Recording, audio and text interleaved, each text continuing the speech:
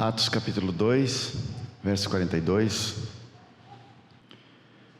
E perseveravam na doutrina dos apóstolos, e na comunhão, e no partir do pão, e nas orações.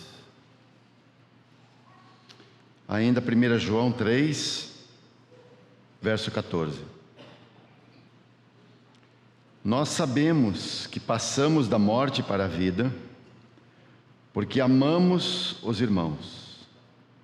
Quem não ama a seu irmão, permanece na morte. Vamos orar mais uma vez, irmãos.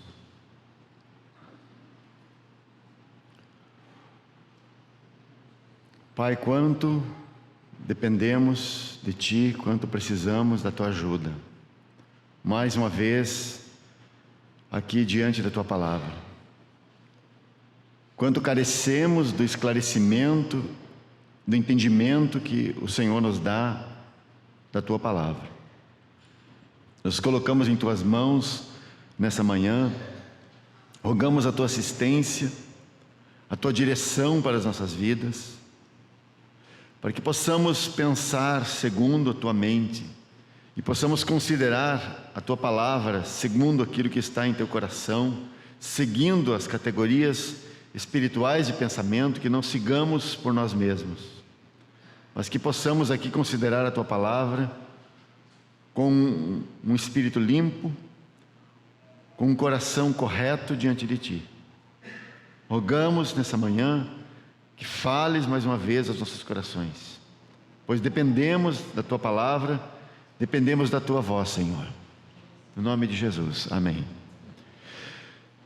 Ontem nós então iniciamos nas 17 horas, naquela primeira sessão que tivemos, e começamos a tratar esse assunto acerca das atitudes que devemos ter na vida da igreja, E nós nos propusemos a falar de 8 dessas atitudes que devemos ter na vida da igreja, Nós vamos precisar deixar uma delas fora, porque não vai dar o tempo para nós seguirmos ou completarmos o quadro, Eu apenas queria relembrar aos irmãos aqui, a primeira atitude que nós vimos foi que devemos estar conscientes do corpo, Esse foi o primeiro ponto.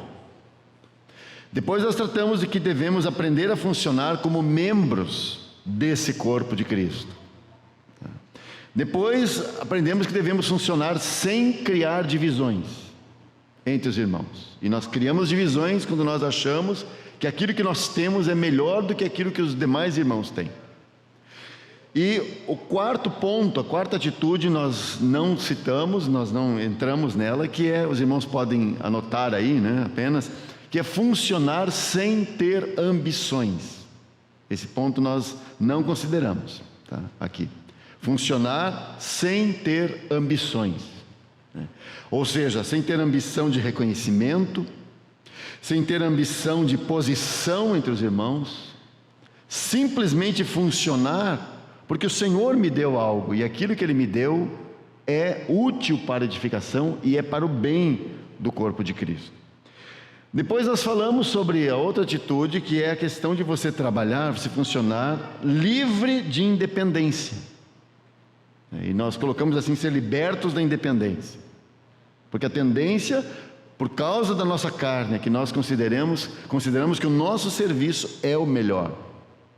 E passamos a chamar o nosso ministério, o nosso serviço, porque o meu ministério, essa é bem a expressão muito comum nos lábios de quem começa a pensar, que o seu ministério está se sobressaindo, que precisa alcançar novos níveis, Depois, juntamente com isso, nós ligamos a questão de que devemos nos submeter à autoridade. O Senhor estabeleceu a autoridade no corpo de Cristo, e essa autoridade foi estabelecida justo para que nós soframos ou tenhamos uma restrição.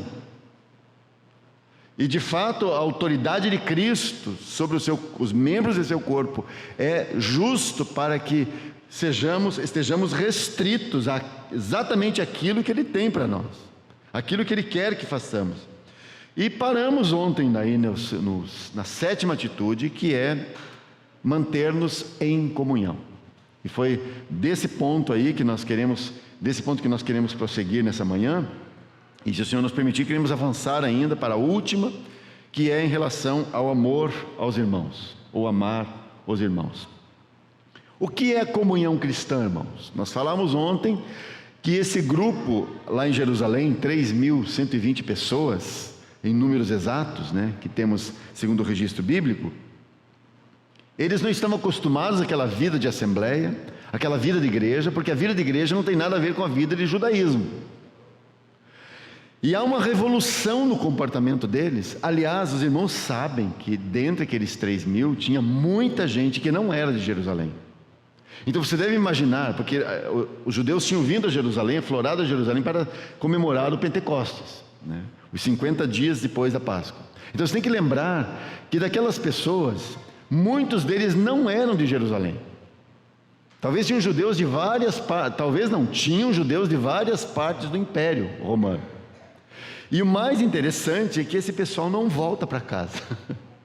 Esse pessoal fica em Jerusalém. Então aquela assembleia em Jerusalém é formada assim de gente, de judeus de todas as partes do Império. E ali vivem aquela graça do Senhor, aquele ambiente de comunhão, aquele ambiente de repartir. E temos esse poderoso testemunho aí no livro de Atos, especialmente nos primeiros capítulos. Tudo aquilo foi obra do Espírito. A comunhão foi obra do Espírito. Comunhão não foi porque eles tinham algumas coisas em comum. Não, a comunhão foi o produto do derramamento do Espírito. A comunhão foi o produto da obra de Deus entre eles. E é sempre assim.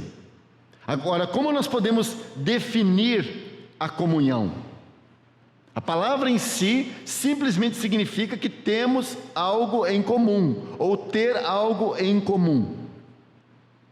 Isso é comunhão.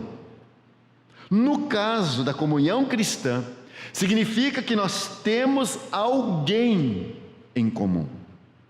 E esse alguém, é claro, é unicamente Cristo Jesus, o Senhor. Não temos outra coisa em comum. Então, quando nós falamos que temos comunhão com outro cristão, significa que nós estamos repartindo algo de Cristo, desse depósito comum com outros irmãos. E a comunhão, portanto, nunca pode ser outra coisa.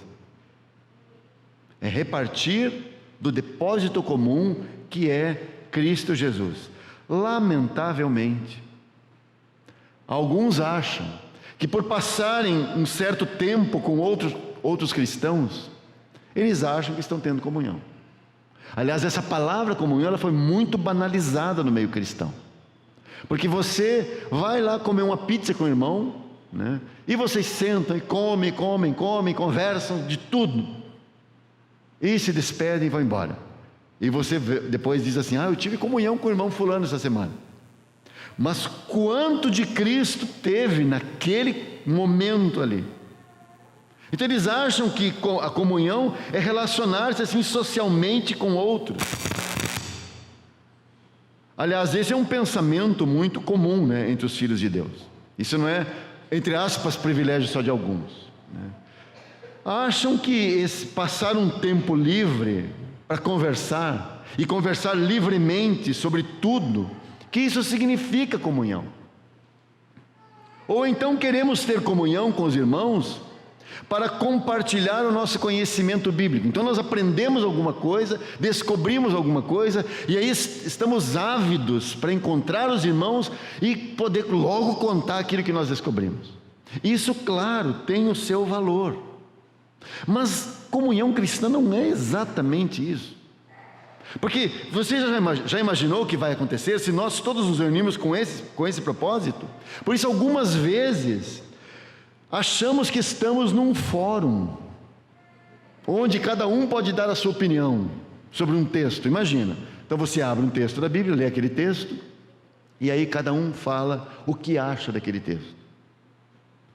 E geralmente, irmãos, tem opiniões tão diferentes, opiniões tão divergentes, e no final nós oramos agradecendo ao Senhor porque nós tivemos comunhão. Irmãos, comunhão não é isso. Isso pode ser um fórum cristão, se é que existe um fórum cristão, né? Comunhão é repartir do depósito comum. Porque se nós nos reunimos para cada um compartilhar a sua opinião meramente, como nós temos a coragem de chamar, de denominar isso de comunhão cristã? Onde está Cristo nisso tudo? É a questão que temos diante de nós. Por que nós devemos buscar essa comunhão? Irmãos, isso é... A comunhão, ela é um milagre, uma obra de Deus em nós, como a questão que estávamos falando ontem da unanimidade. Nós temos um mesmo parecer, um mesmo consenso, um mesmo sentimento, um mesmo coração. Isso é obra de Deus. Ter comunhão com os irmãos é obra de Deus em nós. Se de fato aquilo que nós estamos compreendendo como comunhão é aquilo que a Bíblia nos mostra que é a comunhão. Então nós devemos buscar comunhão com outros irmãos, porque eu sou incapaz, eu sou incompleto. Então quando eu me dou conta de que sou incompleto, de que sou incapaz, então eu percebo que eu preciso da ajuda de outros santos. Eu percebo que eu tenho necessidade do depósito que outros irmãos receberam. Porque a cabeça concedeu um depósito para cada um dos seus membros. Desse modo eu não estou atrás de ser ouvido para compartilhar aquilo que eu tenho, mas muito mais atrás daquilo que outros irmãos têm recebido da cabeça, para que eu mesmo possa ser edificado, para que eu mesmo possa avançar. E isto é a comunhão cristã. De modo que nós não repartimos a nós mesmos as nossas ideias, os nossos pensamentos, o nosso encorajamento. E às vezes damos uns encorajamentos assim que são como aquelas frases lá daquela placa de caminhão atrás, né? Irmãos, isso não é comunhão. O que devemos repartir é aquilo que Cristo nos tem dado, porque Ele é a comunhão dos apóstolos, lá em Atos 2:42, em que os irmãos perseveravam, e Ele é a comunhão dos santos. Então nós não temos outro ponto. Nós podemos talvez, assim, podemos nos identificar com os irmãos em vários pontos, sabe? E ter afinidades, essas coisas. Nós descobrimos, só conversar um pouquinho, você já descobre como a pessoa é, né? E você já também está de olho assim, será que tem vamos ter alguma afinidade, né? Algo em comum? E nós logo descobrimos. E lamentavelmente, quantos filhos de Deus permanecem nesse campo por toda a sua vida cristã? Nunca avançaram. Por isso, você sabe, irmãos, que é tão fácil quebrar a dita comunhão dos santos. É muito fácil. É só você perceber como você fica chateado se um irmão não cumprimentou você, como você fica? Já fica aborrecido. Especialmente se é aquele irmão que você diz assim, somos quase almas gêmeas, por causa das nossas afinidades. Aí se não cumprimento, eu fico muito aborrecido, muito chateado. Irmãos, veja quão frágil. Por que é frágil? Porque nós estamos baseando o nosso relacionamento, a nossa comunhão, em coisas do campo natural, e aí nós nos perdemos, óbvio. Então, aquilo que nos junta, aquilo que é o que temos em comum deve ser mais do que afinidades. Deve sim ser e é a pessoa de Cristo. Então por isso nós precisamos aprender a ter comunhão em oração. Precisamos aprender a ter comunhão nas dificuldades. Precisamos aprender a ter comunhão na busca da vontade de Deus. Vamos ter comunhão para buscar a vontade de Deus. Vamos ter comunhão, aprender a ter comunhão em relação ao nosso futuro, aquilo que o Senhor quer de nós lá na frente. Vamos aprender a ter comunhão no estudo da palavra de Deus. E ter comunhão no estudo da palavra de Deus, então eu vou sentar com o irmão ou com os irmãos e eu posso repartir algo, sim. E os irmãos podem repartir algo e eu preciso ouvir o que os irmãos têm. A tragédia é que tantas vezes nós não ouvimos o que os demais irmãos têm. Nós gostamos muito de falar. Nós queremos ser ouvidos. Só que nós não ouvimos. E por isso perdemos tanto. Ter comunhão com os irmãos significa que nós reconhecemos a nossa deficiência na oração, e que devido a isso nós buscamos 2 ou 3 irmãos para que orem conosco. Você sabe que você tem um canal direto com o Senhor, como o irmão também tem. Mas às vezes você tem situações, aliás, muitas situações, em que você não sabe, você ora, e você não sabe, você não consegue discernir a situação. Então, parece que a tua oração não está sendo eficiente, né? Então busque mais irmãos, busque 2 ou 3 irmãos que orem contigo sobre aquele assunto, busque essa comunhão na oração. Ter comunhão significa que nós não conseguimos resolver sozinhos as nossas dificuldades. Então nós precisamos buscar 2 ou 3 irmãos para que nos ajudem a resolver uma situação. O Senhor pode falar comigo como resolver uma situação? Certamente. E eu preciso ter esse ouvido muito atento. E a intenção de Deus é me falar, é me conduzir. Aliás, irmãos, esse é um dos grandes privilégios da nova aliança. É você ser conduzido pelo Espírito em cada situação. Senhor, como eu devo proceder aqui nessa tarefa diária, no meu trabalho? Como o Senhor quer que eu proceda? Como eu devo fazer nesse ponto aqui? Irmão, se nós ouvíssemos o Senhor, se nós percebêssemos a sua direção, se nós pedíssemos para que Ele nos dirija, de quantos conflitos nós seríamos livres, se esperássemos pela sua direção. Porque nós às vezes tratamos assim, é como se nesse campo, por exemplo, do meu trabalho, Deus não precisa se meter nisso porque eu sei fazer. Isso aqui eu sei, Senhor, deixa comigo. E aí tantas vezes nós estamos desgastados, desanimados, tem filhos de Deus que não aguentam mais ir para o trabalho, porque o trabalho é um fardo para eles. E com isso eu não estou dizendo que você deva se apaixonar pelo seu trabalho, isso que justo as empresas querem hoje. Não estou falando disso. Estou falando de você fazer do seu trabalho não a sua vida exatamente.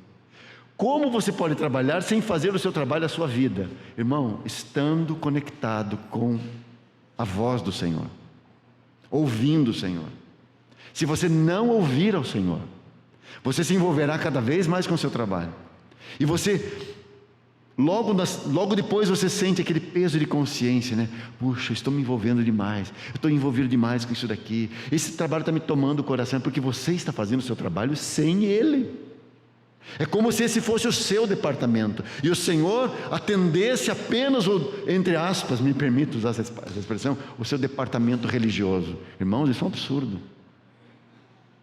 Porque a obra de Deus, a nova aliança, é justa para tomar você por inteiro e dirigir você nesse mundo. Então, se você é um profissional, você será um profissional dirigido pelo Espírito. Você não será um profissional dirigido pelos valores desse mundo. Você será um profissional dirigido pelo Espírito, porque essa é a intenção de Deus.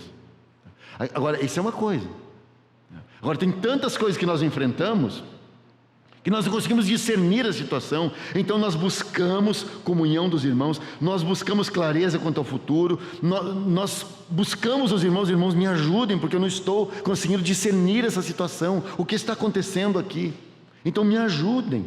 Eu ouço sim o que o Senhor tem para dizer, mas tem vezes que eu não consigo discernir. Senhor, mas é isso mesmo, então eu preciso dos irmãos. E o Senhor faz assim, para que eu possa ter comunhão com os meus irmãos, para que eu não desenvolva uma vida isolada dos demais irmãos. Ter comunhão também significa que eu não tenho toda a compreensão da Escritura. Então eu me cerco de 2 ou 3 irmãos, para que juntos estudemos tal e tal assunto. Você já pensou? Se você pensasse assim, né? Bom, eu tenho o Espírito Santo e tenho a Bíblia. Tendo o Espírito Santo e a Bíblia na minha mão, não preciso de mais ninguém. Isso tem um lado real, claro que isso é verdadeiro. Você tem o Espírito Santo, você tem a Escritura, e o Senhor quer ensinar você e conduzir você nesse livro. Mas isso é um lado, né? É um lado da moeda, né? O outro lado é que você compreenderá essa Escritura com todos os santos. Porque o Senhor já falou com muitos santos sobre o mesmo texto, o mesmo assunto que você talvez esteja se debruçando hoje e se perguntando: será que é isso mesmo? Será que eu estou entendendo corretamente? O Senhor já falou com outros irmãos. Então você precisa da ajuda de todos os santos, precisa da ajuda de outros irmãos. Então você deve se cercar de 2 ou 3 irmãos pelo menos, para que eles te ajudem a estudar tal e tal assunto. Portanto, ter comunhão significa que nós reconhecemos as nossas insuficiências, as nossas incompetências, e que por isso precisamos dos outros membros de Cristo, porque a ajuda da cabeça virá através dos irmãos. Ter comunhão é a confissão de que nós somos seres limitados e que podemos estar equivocados em nossos pensamentos, em nossos julgamentos, em nossas avaliações. Então eu preciso da ajuda dos irmãos, por isso busco estar com eles, busco estar com aqueles que têm discernimento espiritual, e isso implica que não vamos buscar apenas aqueles que são suaves conosco, aqueles que sempre batem nas nossas costas e dizem: é isso mesmo, é isso daí, sempre concordam conosco. Não, isso significa que nós vamos buscar também aqueles que costumam nos colocar na parede e que vão dizer para nós coisas que talvez nós não gostamos de ouvir.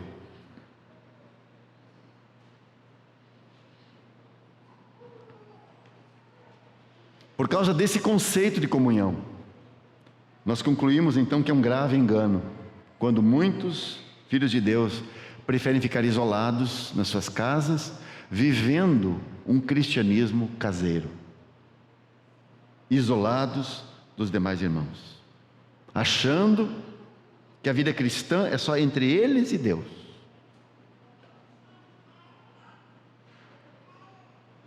E às vezes, irmãos, essa decisão que alguns filhos de Deus tomam, ela não foi uma decisão originada da vontade de Deus, da direção do Espírito.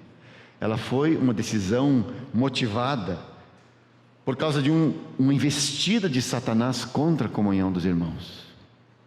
Certamente se conhece algum irmão que, chateado com os demais irmãos, resolveu ficar sozinho em casa e não andar mais com ninguém, não ter comunhão com mais ninguém.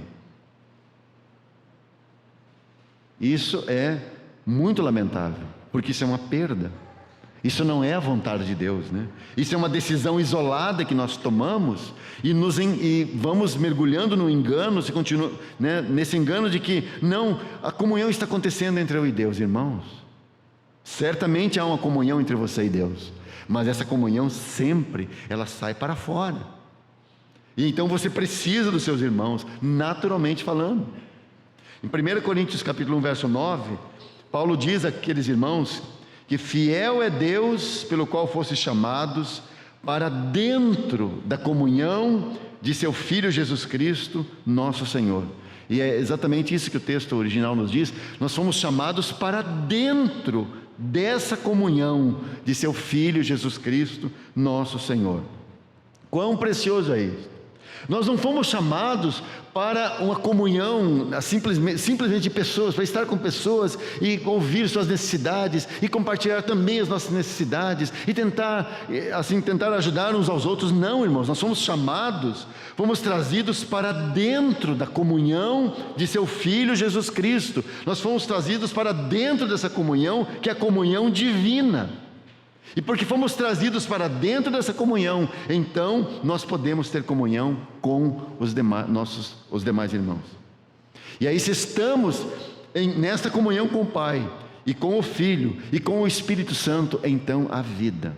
Então nós temos o que repartir, e tudo que repartimos, tudo que compartilhamos é a vida. Aquilo que nós repartimos com os irmãos, a nossa comunhão uns com os outros, ela é diretamente proporcional à comunhão que nós temos com o Pai, com o Filho e com o Espírito Santo. Diretamente proporcional.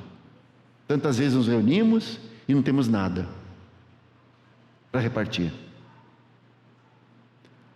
Vamos para estar com os irmãos e ficamos esperando que assim algo nos venha. E não vem. às vezes em sua misericórdia, o Espírito Santo faz isso, né? Você não trouxe nada, e o Espírito Santo, em sua misericórdia, por causa de um outro irmão, dará a você alguma coisa. Mas sabe o que é o normal? É que quando nos reunimos, quando estamos juntos, cada um tem algo. Então isso significa que nós trazemos de casa. E olha, irmãos, isso é uma lição tão difícil de nós aprendermos. Você recebeu na sua casa isso, e você traz isso para estar junto com os irmãos. E se o Espírito Santo assim dirigir, você vai compartilhar com eles, e aquilo que você vai compartilhar e vai repartir é de Cristo. É Cristo mesmo. Por isso que a nossa comunhão, a comunhão dos apóstolos, a comunhão dos santos é Cristo Jesus. Quão precioso é isso! Nós não repartimos nossa sabedoria, nosso conhecimento, nossa erudição, não. Nós repartimos simplesmente aquilo que recebemos dele. Vamos seguir em frente. E vamos entrar aqui nesse último ponto, nessa última atitude, que é o amor aos irmãos. O texto que nós lemos aí no capítulo 3 de 1 João, verso 14, é um dos 11 versículos nessa carta que mostram quem de fato nasceu de novo, quem de fato recebeu a vida, de modo que você tem aí 11 testes. E os testes se manifestam assim, por exemplo, aqui nesse verso 14, diz assim: nós sabemos que passamos da morte para a vida, porque amamos os irmãos. Então qual é a prova aqui para saber se você é um filho de Deus? É muito simples, é se você ama os irmãos. Como ter certeza da sua salvação? Tem 11 pontos aqui em 1 João. Um deles é esse: porque amamos os irmãos. Porque amamos os irmãos, sabemos, diz ele, que passamos da morte para a vida. Irmãos, isso é uma posição, isso é sair da condenação para a salvação. É sair da ira e ser acolhido no amor. Então essa mudança, essa troca de lugar, da morte, de dentro, você sai de dentro da morte para dentro da vida. Você sai da condenação para a justificação em Cristo. Então todos aqueles que mudaram de posição, que saiu de um estado de condenação para esse estado de justificação, esses se amam mutuamente, porque essa é a prova de que eles saíram. Aliás, a ênfase aí do verso 14 está em que nós sabemos isso, ou seja, é uma prova para nós mesmos, é no secreto, irmãos. Eu sei que eu passei da morte para a vida, porque eu amo os meus irmãos. Isso eu sei, porque eu conheço o meu coração, e ainda não conheço tudo, claro, mas eu sei que eu amo os irmãos, então eu passei da morte para a vida. Eu saí de uma condição de condenação para a justificação, porque eu amo aos irmãos. Eu não amo aos irmãos para sair de uma posição para outra, não. Isso é o resultado. Este amor, que no Novo Testamento grego é agape, né? A palavra. Este amor agape é tão natural e tão espontâneo, porque provém da vida de Cristo em nós. Irmãos, nós encontramos essa expressão aqui, passou da morte para a vida, que você tem aqui no verso 14, em 2 lugares na Bíblia. O primeiro aqui está aqui, em 1 João 3,14, o segundo texto é João 5,24, no Evangelho, né?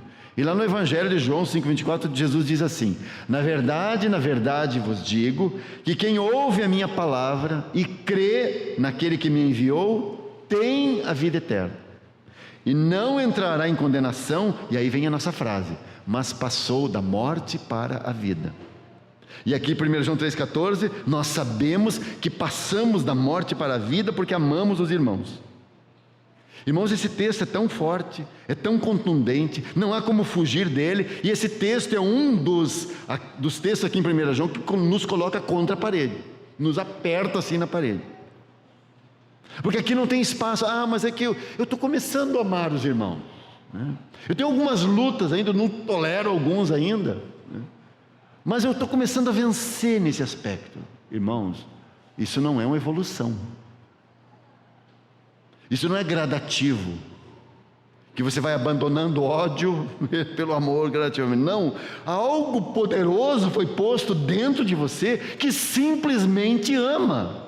E João não está dizendo, olha, passa uns 3 anos aí, você começará a amar, você irá amar a todos. Não. João simplesmente diz assim, nós sabemos que passamos da morte para a vida porque amamos os irmãos. Não diz assim, porque começamos a amar alguns. Porque antes você não amava ninguém, agora começou a amar alguns, né? Então já já houve um progresso. Irmãos, não é assim.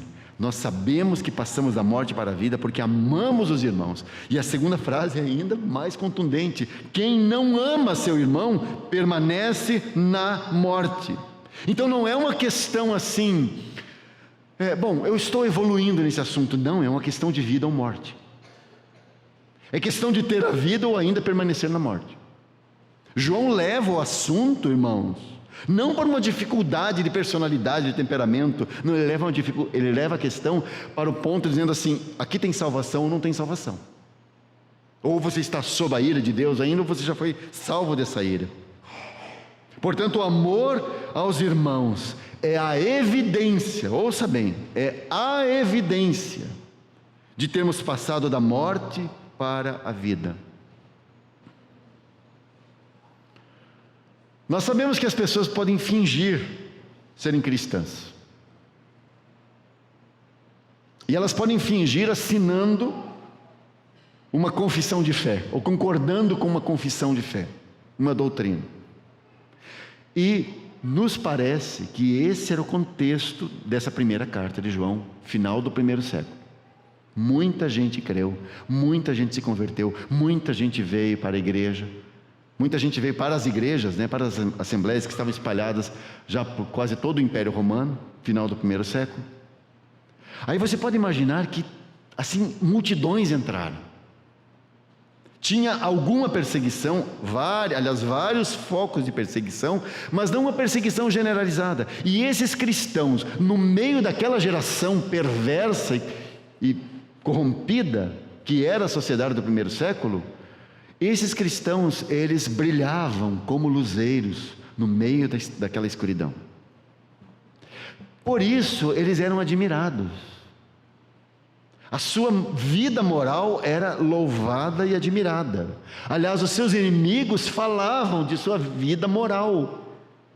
Porque num ambiente onde podia de tudo,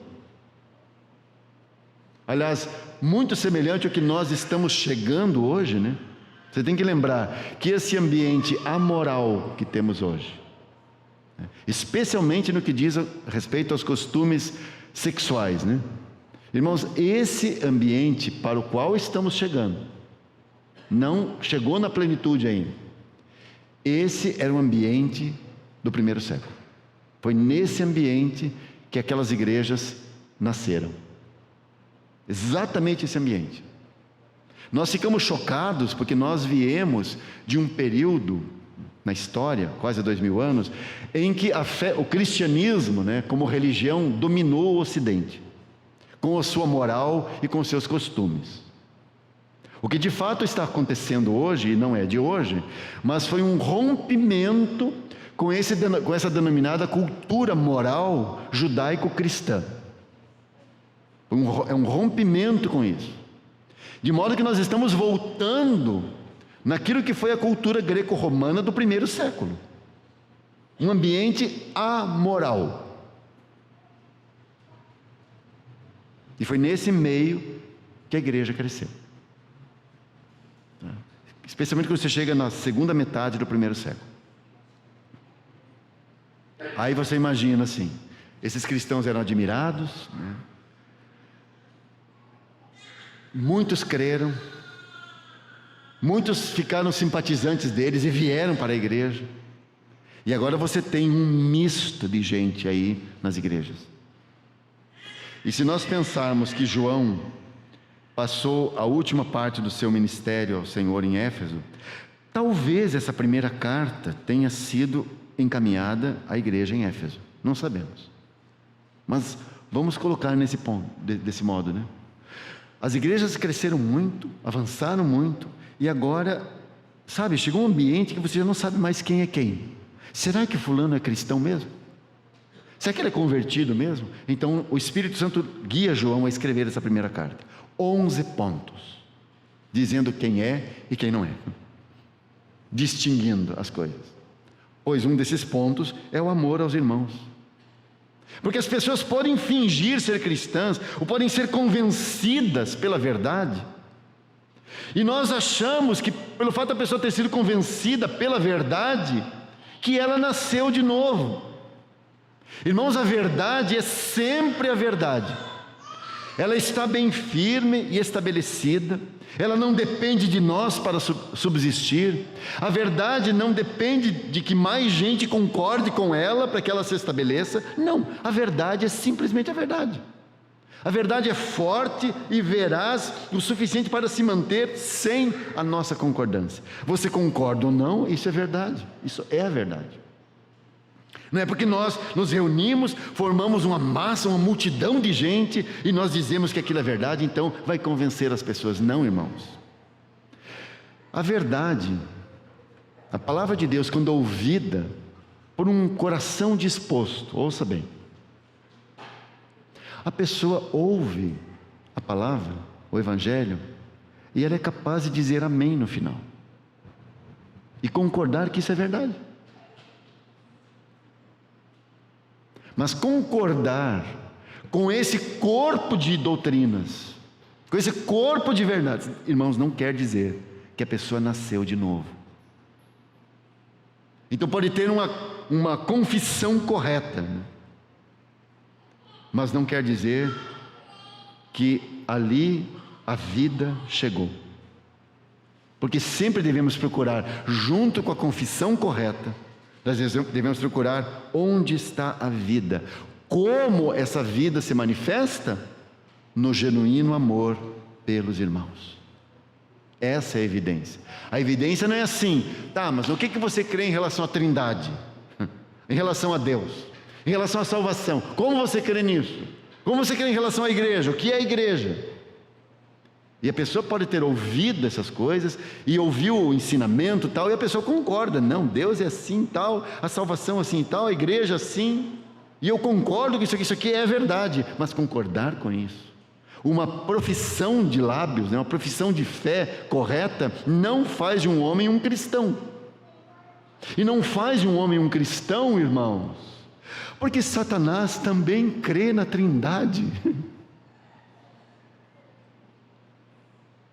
Satanás sabe da obra da cruz, da ressurreição, e do que é a igreja.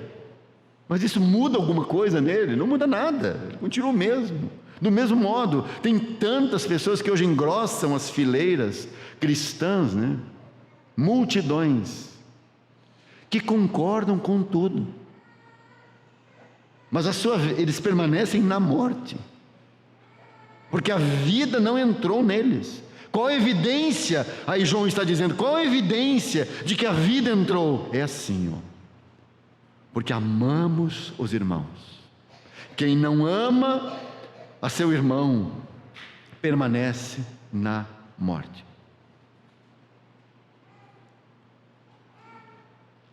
Tem um fato interessante aqui, meus irmãos. Você certamente tem muitos amigos e quem gosta e que respeita, mas tem uma pessoa, ou duas pessoas, ou três pessoas, não sei, por quem você tem um sentimento inexplicável. Você tem uma consciência diferente para com estes, em especial. E esses são os seus irmãos, nascidos da mesma mãe ou do mesmo pai. E por esses, naturalmente, você sente algo diferente. Você pode não concordar com tudo. Aliás, você é o que mais tem liberdade de dizer, apontar coisas erradas nele e ele em você. E provavelmente, assim, se eu tivesse a oportunidade de escolher amigos, você não incluiria eles no seu rol de amigos, 5 amigos preferidos. Mas ainda que você não os inclua nesse rol de 5 amigos preferidos, você sente por eles, naturalmente, algo que você não sente por mais ninguém. É algo inexplicável, né? Porque há uma consciência de que eles são parte de você. Então você olha para aquele fulano que você não... O seu irmão na carne, né? Você não concorda com muitas coisas, você fala, esse aqui é o meu irmão. É filho da mesma mãe, mesmo pai e tal. E por ele eu tenho uma outra consciência. Eu tolero coisas nele que eu não tolero em outros. Porque esse é o meu irmão. Posso discordar de muita coisa, somos muito diferentes, mas eu nunca vou deixá-lo passar fome. E se ele estiver sofrendo, algo aqui dentro se move dentro de mim, e ainda que eu fale, mas é bem feito, quem mandou ser teimoso assim, né? Mas ainda assim algo aqui dentro se move por ele. Eu jamais entregaria o meu irmão à morte, jamais. Porque há essa consciência de pertencimento, entende, irmãos?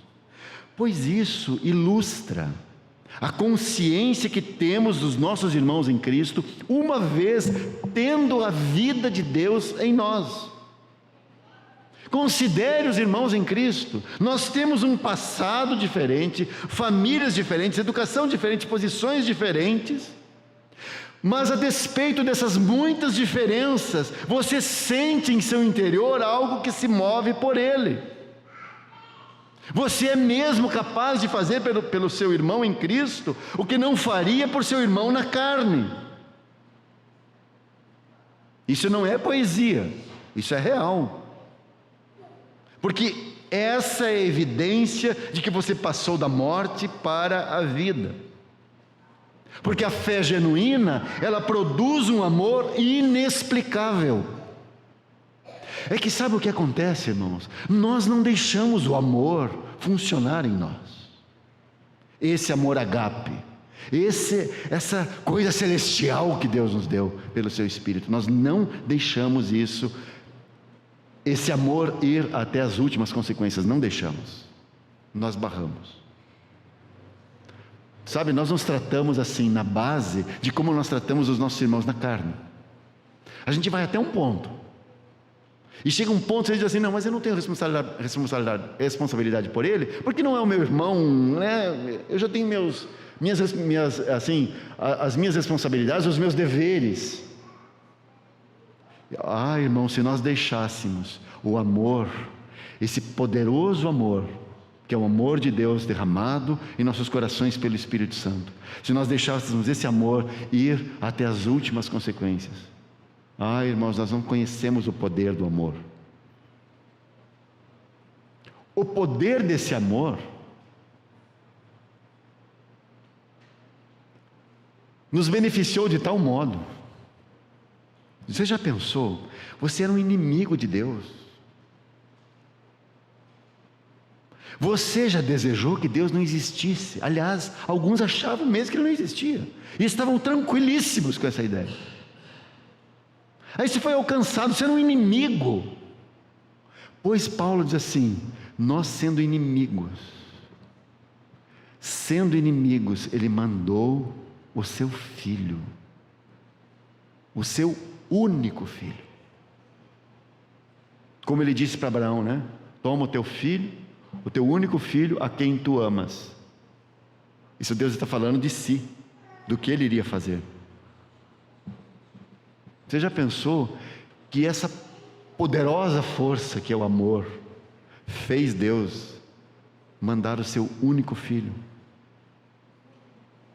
para morrer por inimigos que não estavam nem aí com Ele, que não se importavam com Ele?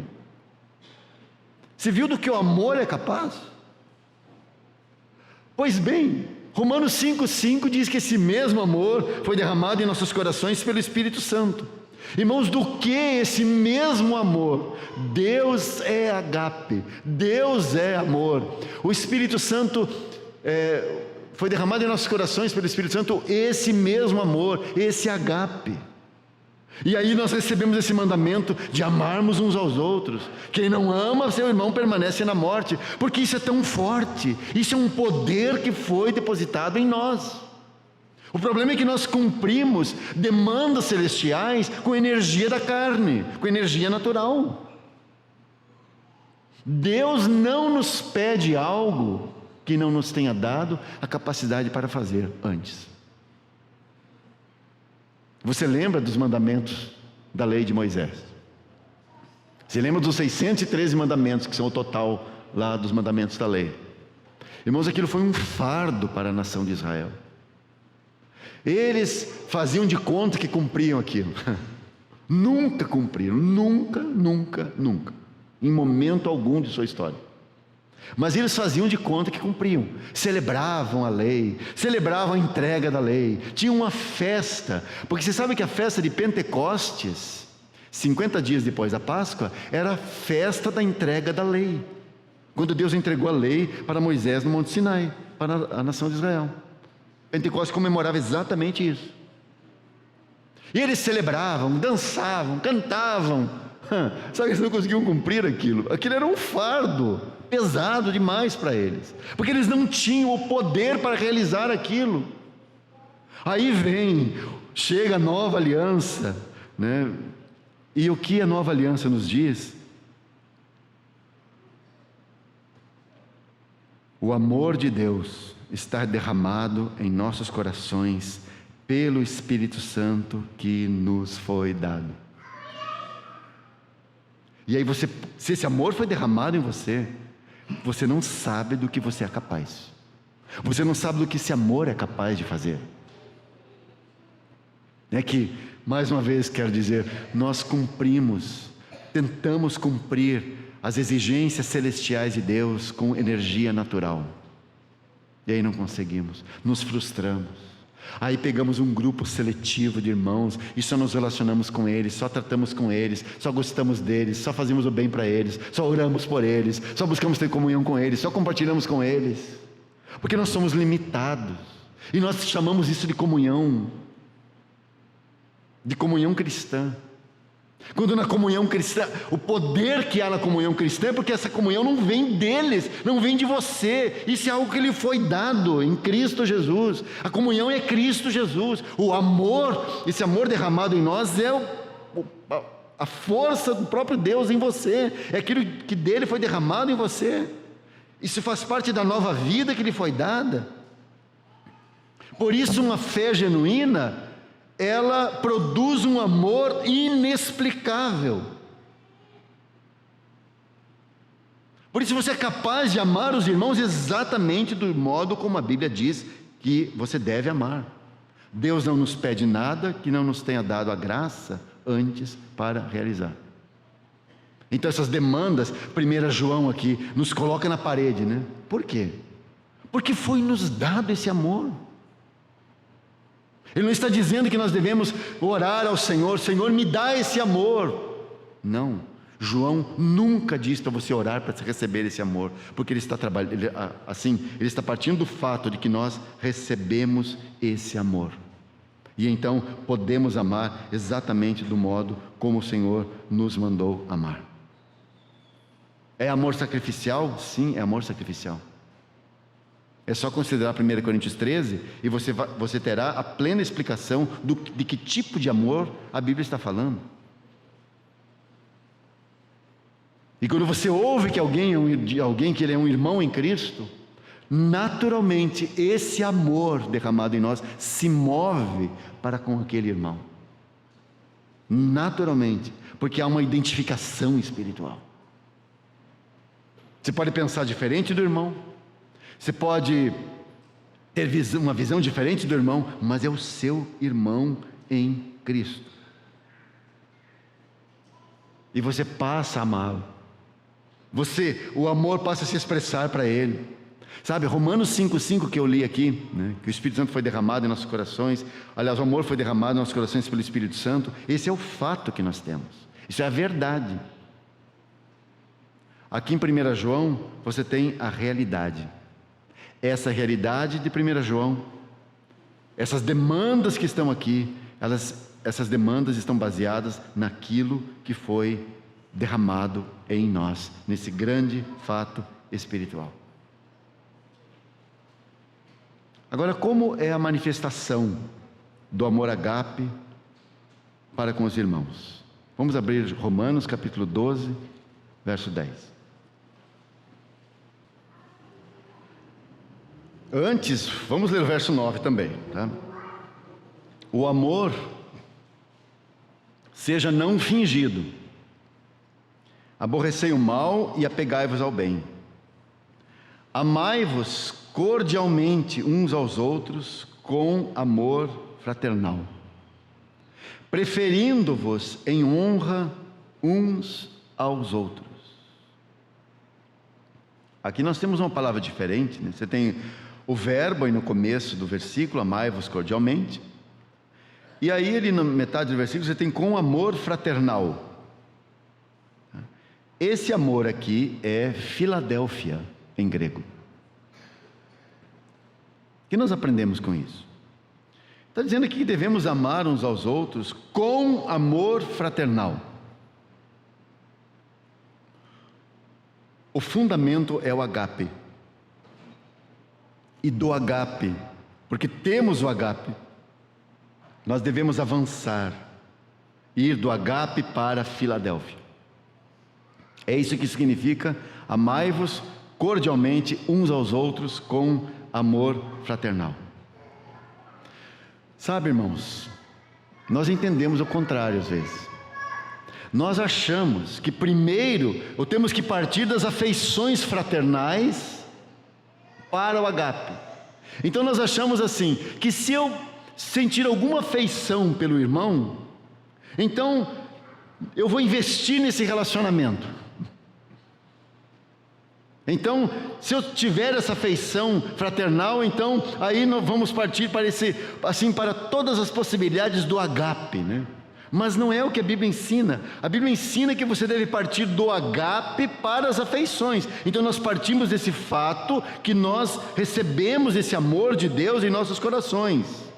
E partindo desse amor nós devemos ir para essas afeições, esse amor fraternal para com os irmãos. Eu nunca posso me aproximar de um irmão com base nas afinidades naturais. Ouça bem, nunca posso me aproximar de um irmão com base nas afeições naturais ou nas afinidades naturais que eu tenho com ele. Eu devo sempre partir do fundamento. E qual é o fundamento? Que o amor, o agape foi derramado no meu coração. E partindo desse ponto, eu devo então tratar afetuosamente os irmãos com esse amor fraterno, com esse amor Filadélfia. A palavra que você tem aqui em Romanos 12:10, amor fraternal, que é Filadélfia, ela aparece mais 5 vezes no Novo Testamento. Aliás, 6 vezes daí, né? Porque você tem aqui Romanos 12:10, 1 Tessalonicenses 4:9, Hebreus 13:1, 1 Pedro 1:22, 2 Pedro 1:7, e você também vai ter no Apocalipse capítulo 3, daquela assembleia em Filadélfia. Será por acaso que se chama aquela assembleia em Filadélfia? O que você tem ali? Você tem esse amor fraternal entre os irmãos plenamente amadurecido. Qual é a base? O amor que foi derramado em seus corações. Irmãos, eles chegaram naquele ponto, e nós reconhecemos Filadélfia como a igreja madura, né? A igreja para onde todos devemos, né, andar, na direção dela devemos todos andar, nunca nos rotular como ela, mas é para onde nós devemos andar, porque ali percebemos como ela foi elogiada pelo Senhor no meio de grandes desvios. Mas quanto ela foi elogiada, irmãos, eles chegaram nesse ponto. E aí você deveria estudar então essa igreja e dizer, qual era o segredo deles? Qual foi o segredo desses irmãos para chegarem nesse ponto? Irmãos, o agape fez isso com eles. O agape não apenas nos faz amar uns aos outros com amor fraternal, mas o agape também nos leva a sofrer por causa do nome do Senhor. Porque não apenas amamos os irmãos, mas amamos ao Senhor. Estamos mesmo dispostos a enfrentar a morte, né? Por causa do testemunho do Senhor. E eu quero terminar aqui esse assunto com os irmãos dizendo assim: que às vezes no trato com os irmãos nós costumamos ser muito rígidos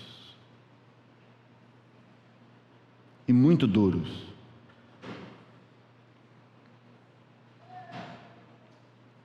E eu penso que nós devemos sim, tem horas que nós devemos ser duros, porque nós temos exemplos na Escritura, e nós somos instruídos a como lidar, nós somos instruídos a não tratar o pecado como um deslize moral, né? Mas o ensinamento do Espírito Santo não é que nós matemos uns aos outros, defendendo a justiça e defendendo o que é correto. Muitos irmãos amam as coisas corretas, mas eles ofendem o amor, porque a atitude deles é muito dura. Eles cresceram muito em justiça, mas não cresceram em amor. Nós devemos sim ser retos, mas nós nunca podemos perder o amor. Então, mesmo quando discordar de um irmão, eu devo ter uma atitude gentil e cheia de amor com ele. Eu devo mesmo poder dizer assim: olha, irmão, eu desejaria ver como você vê, mas eu tenho que obedecer ao que Deus tem me mostrado. E aí eu não preciso entrar em contenda com outros irmãos. Amar não significa que eu vou fechar os olhos para aquilo que os irmãos fazem de errado, para o que um irmão faz de errado. Porque o amor, se eu amo, eu não permitirei que o meu irmão continue caminhando por aquele caminho, continue seguindo por aquele caminho. Não permitirei. Porque o meu amor, o amor de Deus, fará com que eu vá atrás dele, resgate ele e traga ele de volta. E isso é o amor de Deus agindo em nós. Por isso esse amor é um poder atuando em nós. Às vezes, irmãos, o amor se manifestará através de uma excomunhão. Você lembra daquele rapaz na Assembleia em Corinto, descrito em 1 Coríntios 5, que estava vivendo sexualmente com a esposa de seu pai? Toda a Assembleia sabia daquela situação, e eles estavam frouxos no amor. O amor não é frouxidão moral. A Bíblia diz que o amor é forte como a morte, não é assim? Então o amor fará com que você vá às últimas consequências para resgatar o irmão. E os irmãos lá estavam tolerantes com aquela situação. E o que Paulo exige deles? Vocês vão tomar esse rapaz e vão colocar ele para fora da igreja, para que o corpo seja destruído, né? E o espírito seja salvo no dia de Cristo. E os irmãos tomam essa última atitude, a atitude mais radical do amor. Se precisa ser posto para fora, para que o arrependimento possa vir sobre você, irmão. O irmão John Nelson Darby escreveu assim sobre esse assunto, que a coisa mais horrível que há é um pecador excomungar um outro pecador, ou pecadores excomungarem um outro pecador. Isso é horrível, sempre. Mas esse é o trato do amor. E normalmente a pessoa atingida não aceita. Eu já encontrei irmãos, nós já lidamos com irmãos que disseram assim: é isso que eu preciso. É isso que tem que ser feito comigo. E em outras vezes o irmão se revolta. Porque de fato não é algo simples de compreender, de aceitar. E tantas vezes as assembleias, elas demoram, são morosas para lidar com situações como essa. Por quê? Porque é muito desgastante, tem toda essa situação envolvida, né? Mas o que o irmão vai pensar? Irmãos, isso é o ponto onde chega o amor. Aí note, quando você chega em 2 Coríntios, na segunda carta, aquele rapaz foi restaurado. E por que foi restaurado? Ele poderia continuar na sua situação. Por que ele foi restaurado? Porque os irmãos amaram esse jovem, amaram esse irmão, excomungando-o. Isso é radical? É radical. O amor é mais forte do que a morte. É tão forte quanto a morte. Você sempre tem que lembrar, o que Deus fez para me ter, para me resgatar? Ele não mandou um anjo, Ele mandou seu único filho. O amor é radical. Então, irmãos, esse é o poder do amor. Nunca faça concessões quanto à palavra de Deus, nunca. Mas não ofenda o amor. Por um lado obedeça e por outro lado ame. Mas assim, ame ao Senhor mais do que ao seu irmão, e você o amará na medida certa. Então você vai corrigi-lo, vai dizer: olha, irmão, eu amo muito você, e eu amo mais ao Senhor do que a você, e por amar mais ao Senhor do que a você, eu preciso dizer algumas coisas para você. E é claro que ali está havendo uma expressão do amor. Quando você ama ao ponto de não conseguir corrigir o irmão, pode ter certeza que aquilo que você sente por ele não é o agape. Quando nós não conseguimos dizer: irmão, você está errado, é porque não estamos amando. Porque amar não é fechar os olhos para os desvios, para os ensinos errados, para as desobediências ao Senhor. Nunca, irmãos. Amar não é ser conivente com os pecados alheios. Pelo contrário, o agape me torna capaz de corrigir, de trazer o irmão de volta à verdade. Por isso essa insistência no Novo Testamento em relação à disciplina da igreja. Que os irmãos, que é preciso haver disciplina na igreja. Por quê, irmãos? Porque a disciplina é uma obra do amor. Não é o que nós aprendemos em Hebreus 12? Que filho há quem o pai não corrija? Por que o pai corrige? Porque ele quer o mal do seu filho? Não, ele corrige o seu filho porque ele ama o seu filho. E é para onde o amor nos faz ir. Então, onde não há disciplina, não há amor. Onde não há disciplina, há um amor frouxo, que não é o amor de Deus. É outra coisa, mas não o amor de Deus. Então que o Senhor nos ajude a amar uns aos outros, a irmos até as últimas consequências do amor, a deixarmos que esse amor cresça em nós, que ele avance em nós, e nós possamos tratar uns aos outros e lidar uns com os outros na medida certa, na medida do amor. Mas saiba, você ainda não chegou nas máximas consequências do amor. Você não chegou nisso ainda. Deixa o amor crescer e você verá do que você é capaz de fazer em Cristo Jesus, por causa desse amor e dessa vida que foram derramados em você. Por isso um cristão, alguém falou assim, alguém disse assim: você quer saber o que é um cristão?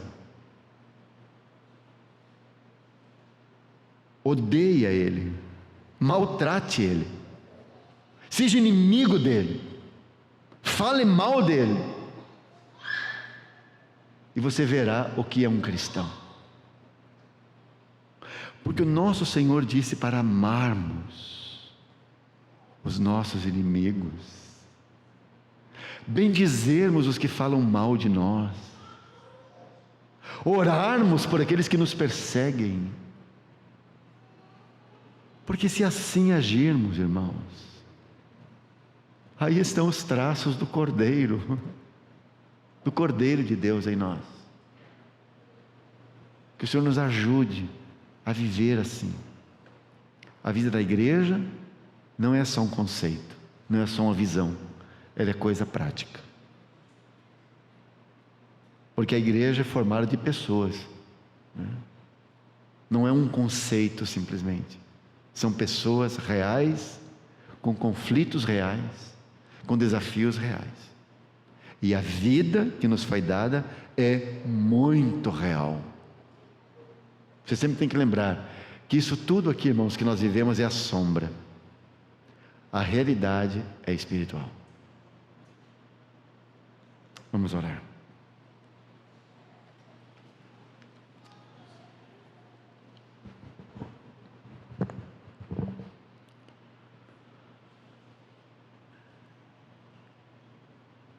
Senhor, nós não conhecemos todas as potencialidades do Teu amor, desse amor derramado em nossos corações. Nós não conhecemos todo o poder da comunhão que para dentro da qual fomos trazidos. E por isso somos tão fracos, tão débeis, e falhamos tanto. Tem misericórdia das nossas vidas, Senhor. Ensina-nos a deixar que Tu ames a todos através de nós. Que esse Teu coração misericordioso, compassivo e benigno possa se mostrar através de cada um dos Teus filhos. Que individualmente nós possamos ser uma expressão de Cristo e também coletivamente possamos ser essa expressão. Que em tudo o mundo possa ver e também nossos irmãos possam ver em nós os traços, as marcas do perfeito e bendito Cordeiro que nós Te pedimos nessa manhã, Senhor. Continua a falar aos nossos corações, continua a ganhar cada um de nós.